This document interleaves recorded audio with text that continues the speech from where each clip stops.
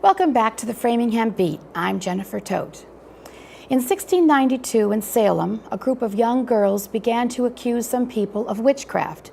Among the accused were Sarah Clay's sister, Rebecca Nurse, and Mary Estey. Sarah's sister and others were eventually hanged. In April of 1692, charges were brought against Sarah Clay's and Elizabeth Proctor. They and several other accused witches were sent to jail in Boston. After being transferred to Ipswich jailhouse, Sarah managed to escape with the help of her husband, Peter Clays. Sarah and her family made their way to the COWASSOCK Brook area of Danforth's land in what is now known as Framingham. This area became known as Salem Plain and then later as Salem End. Here's an inside look at the famous property provided by the Framingham History Center's executive director, Annie Murphy. There were two auctions before the final auction where basically Goldman Sachs made a donation of the house to a nonprofit land trust. The house had been abandoned for over 20 years. The title wasn't clear.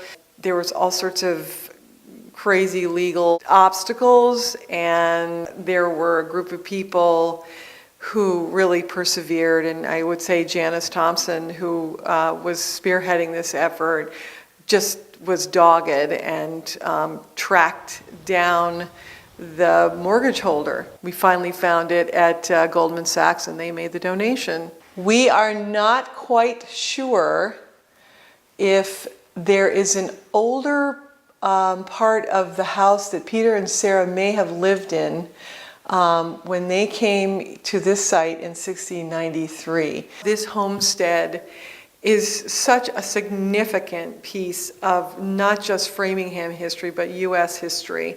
It is where people fled to from this hysteria that was going on in Salem in the late 1600s. And it's where not just Sarah and Peter and their family, but her sister's families came, and there are 5 existing other houses in this area of those descendants of her sisters.